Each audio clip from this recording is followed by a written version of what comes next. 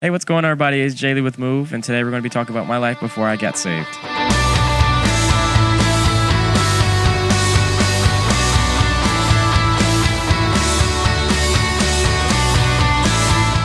Now, before we get started, I want to give a huge shout out to Gary from G2AV for being our sponsor. For everything we have here is only because of him. Also, I want to say, hey, Liquid Death, if you want to sponsor your boy, I love your drinks, by the way. You guys murder my thirst every day. I would love it if you guys would. So my childhood wasn't obviously the most colorful. I was going through a series of different events. My parents weren't really together. They were kind of split before I was even born. It was a very, very rough and toxic relationship. And as a kid, I was going through that stage. I was seeing a lot of that stuff when it comes to the situations behind a custody battle. I remember this one memory that I was in my mom's apartment and there was police knocking on the door. And, she had me hiding in my room and she was with me. And I kept asking her, I'm like, what's going on, And I believe I was maybe like 4 or 5 years old, maybe. I was probably like around kindergarten.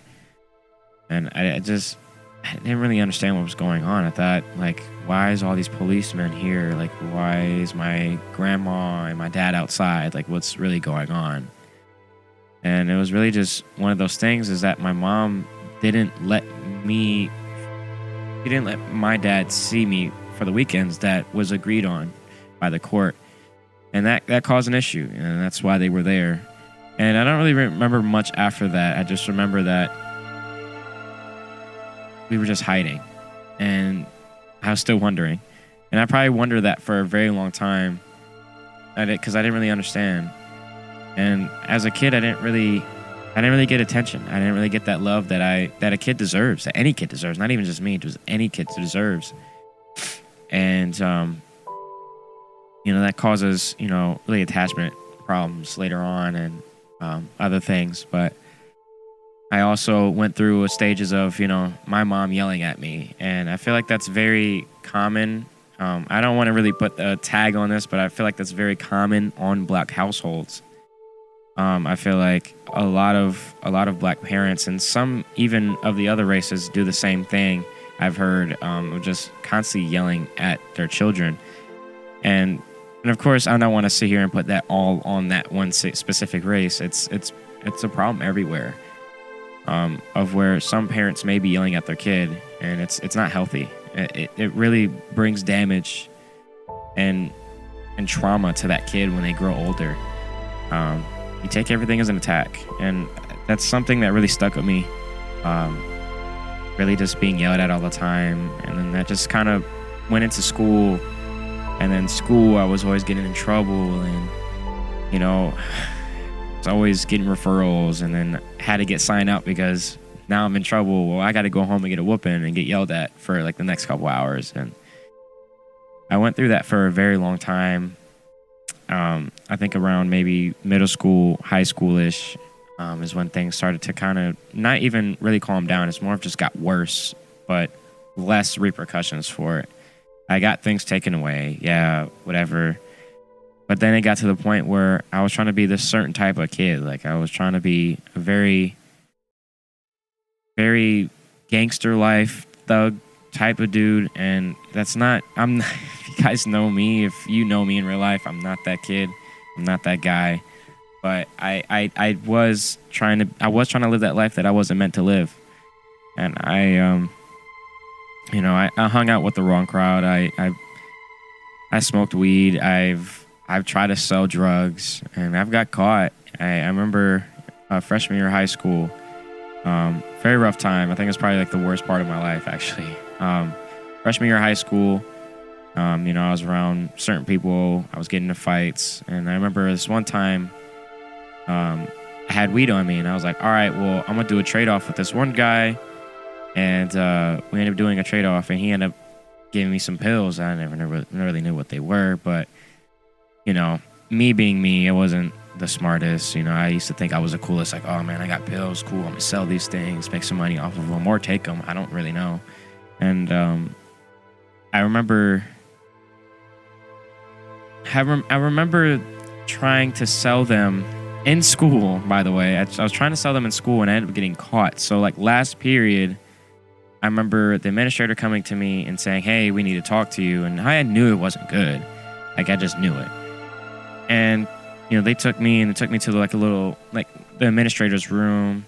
And, she was asking me questions like, "Hey, like, so where did you get these things from?" And I'm just like, I really don't really want to tell you, because I'm like, well, I'm not no snitch. That's just the lifestyle. Like, I'm not going to be a snitch. I'm not going to rat nobody. Like, it's not something I'm going to do. Well, unfortunately, I end up doing that because, I'm 13 years old and I'm just like, oh, well, I don't want to get in trouble. Like, this may not be really good for me, And I end up doing that. I ended up doing that. And that ended up causing some problems with some people. I ended up having problems with the people that I was cool with to now having problems with these people, and they want to fight me. They want to jump me. They want to do things to me that really, really aren't nice. And that's just the life I was trying to live.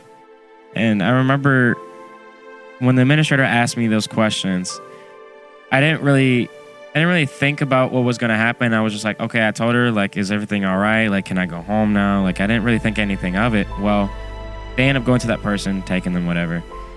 And they moved me to a different room. And now at this different room, there's police officers in there. Like, I'm like, okay, like, this is getting pretty serious. So then they end up calling my mom. My mom comes up and I remember her getting there and she was so upset. And mind you, I'm looking at like a police officer or two. Like, I really don't understand the seriousness of the situation. And I'm just like, whoa, like, what's going on? What's going to happen? And the administrator was kind of going over like, hey, like, this is what he did. This is what he had. Just explaining it on and on. And seeing your mom bust out into tears because, one, she's very disappointed in you, but two, it's like she doesn't know if I'm going to go to jail or not. And I'm 13 years old, and the pills that I had were morphine and Xanax and some pretty hardcore stuff that I shouldn't be have, which is a serious charge to really have. And at the time, I didn't understand. I really didn't, But seeing your mom just bust out into tears, just and pure anger and disappointment and just sadness as a whole is very hard to watch. Sitting in that seat was a very hard thing to watch. And thankfully, they only gave me a suspension. I think they gave me a 10-day suspension. They gave me a 10-day suspension, and that was really it. It was like more of like a, hey, this is what happened. All right, cool. We're just going to give this to you. We're not going to expel you. We're not going to send you to JDC or nothing like that. And till this day, I'm still very thankful about that because I could be sitting with the felony right now. And as time continues, it didn't really get better. You would think that after something like that would happen, you would think I would improve or I would grow up or start to understand like all seriousness. No, I continue to smoke weed. I continue to hang around the wrong groups of people. And after my 10-day suspension, then I got into my first fight. I was having problems with this kid for a very long time, even before the whole pill situation. So literally after 10 days, I came back. The first or second day I came back, I literally got in a fight with this kid. And got in a fight with him. I didn't win, of course. Did not win. It happened, and police were involved, of course. And then I was suspended for maybe another 5 days, and came back, caused some more trouble. Had another fight with somebody else. Actually, it was his friend. We were on the school bus, and I was talking crazy on like Instagram Live because he was on Instagram Live, and I was just like, "Oh man, you're not gonna pull up, whatever. You're not on this." And well, he was about it for sure. I mean, he was riding on my bus, which is really abnormal. He never rides my bus, and so I got off. He gets off before me. He's like, "Hey, bro, what's going on? What's up?" And I'm like, "Yo, I don't want to fight no more." Because mind you, this all happened like maybe a few days after I said something to him. So he grabbed me, Put me on the ground, started punching me. Cool. My grandpa runs out because this is like right down the street from my house. He runs out. He's like, hey, man, and the kid actually ended up punching my older brother, he's autistic. So he ended up punching my brother, and that made me really upset. So I go to swing at him. I get knocked back down, and then everything just gets broken up. And it was just a whole mess. And this still happened on for a few more months. It's associating with the wrong people, living the wrong life. And I remember that I had a dream one time, kind of after all this happened. I had a dream. It was just black, but I remember just smelling gunpowder. And it's one of those things. It's like, it's scary because you're like, what does that mean?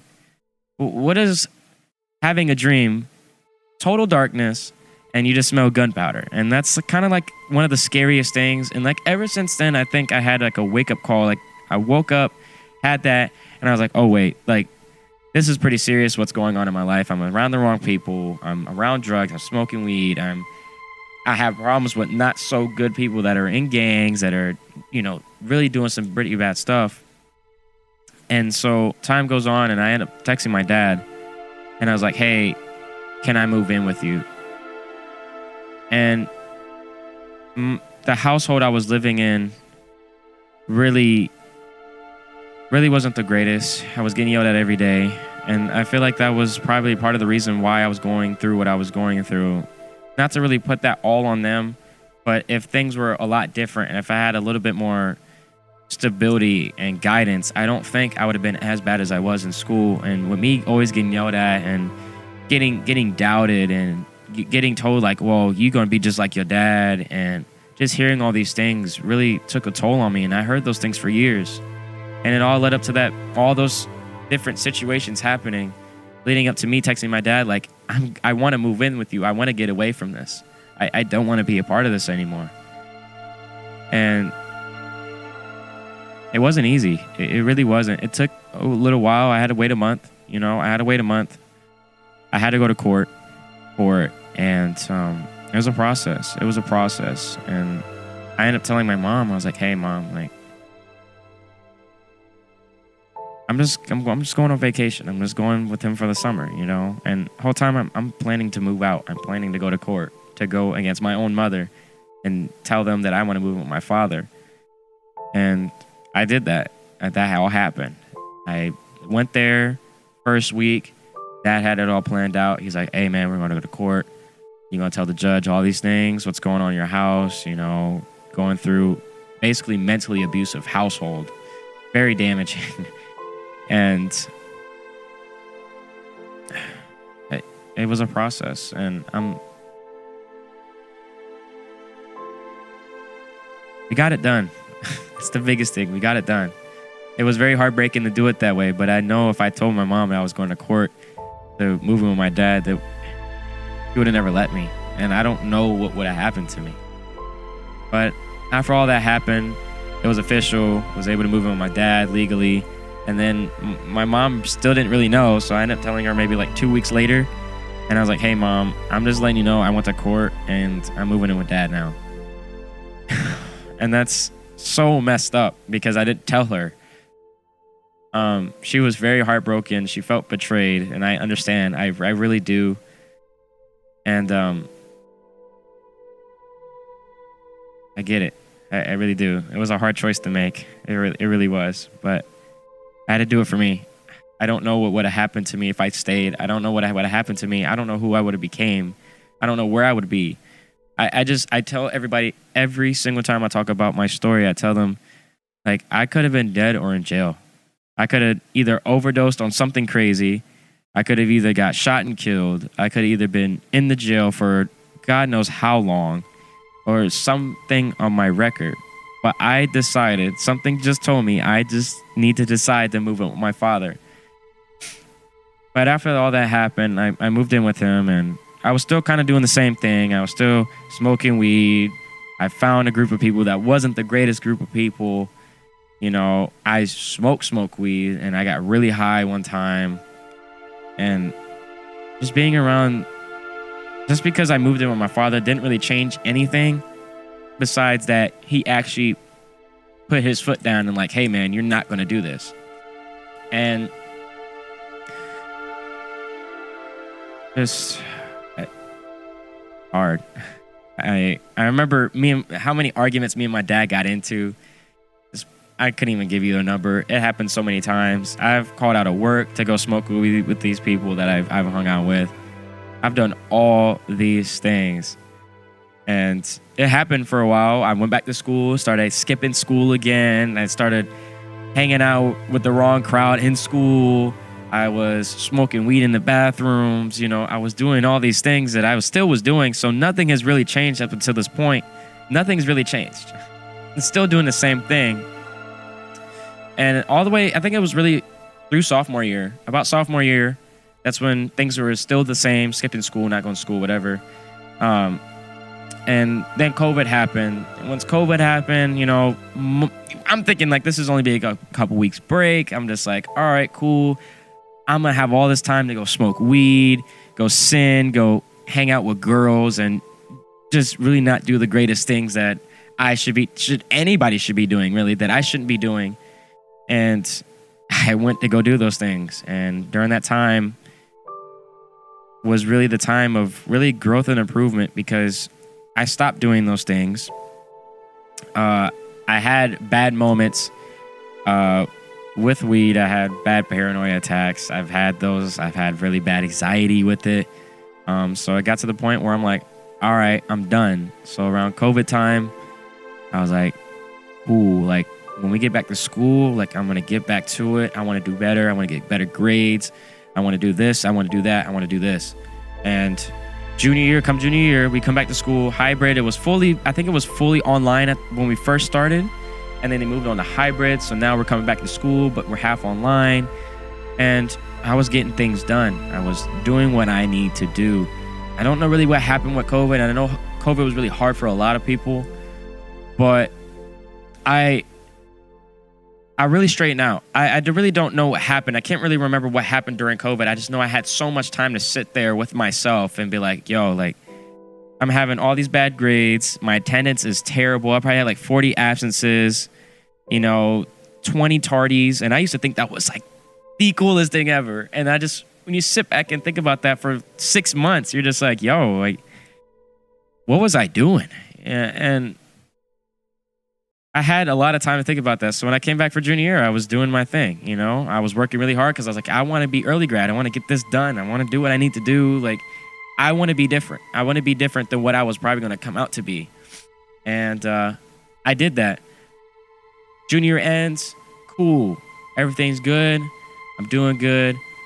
I remember also I know I kind of left that out, but I know there's one part in my story that I had a really toxic relationship. I think it was during junior year. So that was kind of also a downfall. That was something I went through a lot. Very bad relationship, arguments, a lot of hands-on. It was not a really good relationship. So that happened also during junior year. But besides that, everything else, I was taking care of everything. Senior year was probably the best year. I had my clothing brand that I started, Flex Culture. Some may know, some may not. I had Flex Culture going, clothing brand. It was booming. I was selling clothes in school. I had people modeling for my clothing brand. And up until this point, like, things are starting to build up. Things are starting to get better. From all the way down from when I was a kid to all the way up to late junior year, senior year. I'm handling business. I'm doing what I need to do because I want to be different. I want to do better things for myself. And senior year was probably the best year. I was doing good. I was having good grades. I was ahead in class. I was going to be early grad. And I was like, dude, this is so awesome. And I was doing good. My last 2 years of high school. And I think I graduated in about January of 2020. About 2020. Or was it 2022? I think it was 2022. Yes, excuse me. 2022 is when I graduated from high school in January, and then went to Mexico, did all this stuff, and it was great. And fast forwarding to about maybe late July, I plan on moving to Florida, where I'm at now currently. I plan on moving to Florida. And I was like, all right, well, I'm gonna go to school for cars. I love cars, so why not go to school and work on them? So I'm building up. I'm like, man, I want to get out of the small town. I'm from Iowa, so it's a small town. I'm just like, man, I want to get away from here. People are not the greatest. There's not really great opportunities. It's like, ooh, I don't want to be here anymore. And come October, we end up moving, come down here. Boom, we move into the house, get everything loaded in. I'm like, yo, this is awesome. It's hot here. Like, I don't know anything else that's probably better than Iowa. But everything went smooth. I started school. I'm thinking about November, I started school. And yeah, I was like, cool, this is pretty cool. Didn't really like it over time. I started to kind of grow away from it. I got a job in the automotive industry, really hated my life. I was like, man, you get treated like doo-doo and you get paid like crap. It's pretty bad. So I started to grow a hate for it, actually. And over time, I was just like, yo, I think I want to drop out of school. And so I did. I dropped out of school. And I'm like, I don't want to do this. I don't want to be miserable. I don't want to hate my life. I don't want to be depressed every single day. Like, oh, man, I got to go into work. Like, whatever, dude.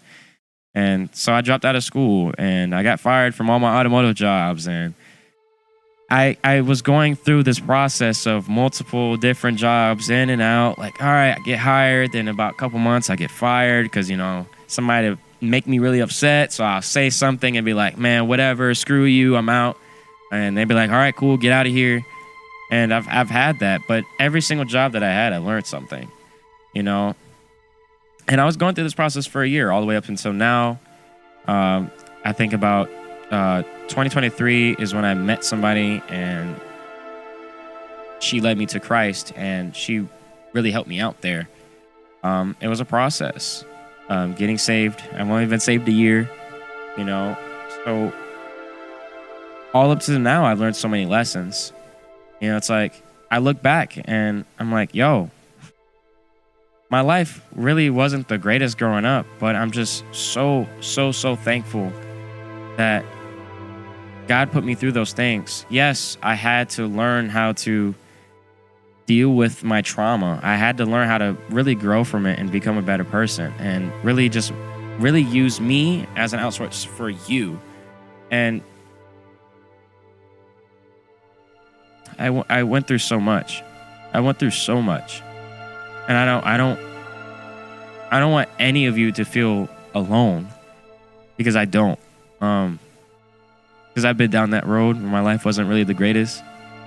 But I can't even tell you how thankful I am for God letting me go through those things, because if I didn't go through those things, I wouldn't be the person I am today.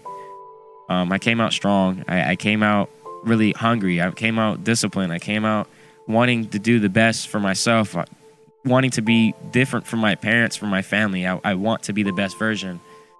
And God used my past. He put me through what I went through. Yes, it sucked, but He put me through what I went through for me to become the person that I am today. And that's something to look back on. If I'm ever going through a hard time or I'm complaining about something that's going on right now, I have to sit here and be like, yo, wait. I slept at hotels. I've slept at people's houses. I've slept on the floor, a very cold floor. I slept on people's carpet floor. I've done these things. So when I'm complaining about this, it's like I've had it worse. My life is not as bad compared to what it used to be. Or I'm going through this now, but I was getting yelled at by my mom every single day, or I was getting yelled at by my grandpa every single day. I was getting yelled at every single day by somebody because of something I did. What I'm going through right now is not that bad because I've had it a lot worse,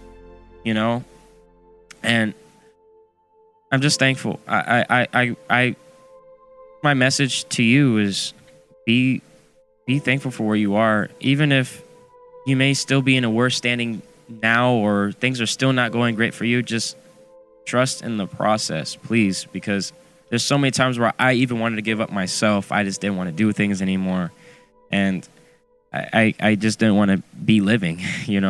I really just didn't want to go through a lot of things I was go through. I would, during the times of living with my mom, I'd have cried for nights. I remember just going to sleep to really sad music. Like, I don't ever do that anymore. I was 13 years old and I'm listening to XXX Tentacion like every single night. Like, man, I'm so depressed, and I wake up depressed. Like, this was an everyday routine for me at one point of being just sad, and that brought on to depression. And depression's pretty not strong in my life now, but it's there. It's definitely present. Nothing is really wrong with depression, but containing it is the biggest thing. And I know this may connect to you and make whoever you are. I know this is going to connect to somebody, because yes, I seem like this jolly person, and yes, like I'm like, life is awesome. I love Jesus. I love God. He's great. But man, my life before being saved was actually like, it was terrible. It was awful. Don't let that stop you from striving for the best for yourself, for your future family, for your future wife. Have that set goal for yourself. Like, I want to do better for myself. I want to be the best version of me. That is what I want. Let your past motivate you. It may suck. Yes, those things may have hurt, but let those things push you to the best version of yourself. Every time I got knocked down, I picked myself back up. By the grace of God, he was there through it all. But when I really got to know him a lot more, he really showed me like, hey, this is hard. I know you want to give up, but you don't have to get back up and keep walking. I used this analogy before with my friend, actually. God is almost like that parent. He's at the end when an infant is ready to walk, standing on his 2 feet, ready to go. And sometimes we fall, sometimes we stumble, and sometimes that baby really does. And if you ever watched a kid getting ready to walk, you know what I'm talking about. But a baby stumbles, a baby falls, a baby goes through things. It kind of cries a little bit, it hurts, but what does that baby do? Get back up and try to walk to the parent. God is our parent. God is our father. Me taking those walks, those steps, me fumbling, me stumbling, me getting hurt, me crying, me going through all what I was going through, and he was sitting there right there at the end. He's there. I didn't know he was there, but he was there, and I eventually walked right into his arms. That's what I'm trying to say to you, is no matter what I was going through, I still got up and walked. I still walked towards him like, God, I want to be with you. Even if I didn't even know he was there. When I was even 10 years old, he was there. He knew what I was going through. He was there for me. He loves me. He was like, hey, I know you don't know me, but I'm here. And even when I got saved, I still knew that was true. Over time, well, at least it took me time to really learn it. It didn't happen overnight. It took me maybe a year to actually trust him. But I don't care how old you are. Whatever you're going through, push through. Whether you follow God or not, push through, because at the end of the day, everything's going to be okay. No matter what. And this is honestly the first time I've ever openly talked about this subject to anybody. But I'm truly thankful that I get this opportunity, and I have this space to be able to talk to you about me, about my story. And it's truly a blessing, because I whoever is watching this, I want you to understand what I'm talking about. I want you to see what I'm talking about. I want you to know that it's okay to go through what you're going through, because at the end of the day, everything's going to be all right. You're going to get through this. You're going to go through these trials. Even being saved, you're going to go through these trials regardless. You're still going to go through these things. I actually had a Bible verse here that I wanted to share with that really helped me during my hard times. It's Romans chapter 5, verse 3 through 6. So it says, not only so, but we also glory in our sufferings, because we know that suffering produces perseverance, character, and character, hope. And hope does not put us to shame, because God's love has poured out into our hearts through the Holy Spirit who was given to us. And verse 6 says, you see, at just the right time, when we are still powerless, Christ died for the ungodly. Those trials that you're going through are just building you up. That's literally what it is. Jesus is still there for you. Whether you're going through something, whether you're down on your lowest point, you're still there because he died for you. He died even if you're ungodly. It does not matter. It does not matter. But those trials build character, builds perseverance, You come out at the top. I want you to really, I want you to write that Bible verse down. I want you to go in your Bible app, go in your Bible, whatever. Look up Romans chapter 5, verse 3 through 6. Highlight it, write a note. A note to yourself to really kind of let yourself know what it means to you. Get an understanding for it and pray about it. Because that meant a lot to me. When I read that, I was like, wow, that really stuck out to me. This is a message to me during my hard time. And it truly was. So let me know how you feel about it in the comments for sure. Like I'm pretty curious to kind of see how everybody's point of view is. But I just thank you for watching, and I'm so grateful. This is a huge opportunity for me to be able to speak to you. I know that I said that already, but I'm truly grateful. But stick around, please stick around. There's so much more to come. There's so much more to talk about. If you have a testimony, if you want to talk about something, message us on, the social media for the page. Type it in the comments, email us, whatever your point of contact is. Give us your testimony. If you want to come on the show and talk, let us know. I'm so open for you to sit right here next to me and tell me about your story, and I'll just sit here and listen.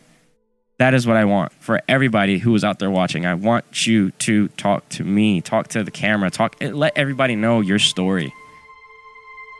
Let this be your therapy, because talking really helps. But thank you guys so much. Subscribe and like if you really like the video. Share it. Thank you guys so much for watching, and catch you guys on another one. Peace out.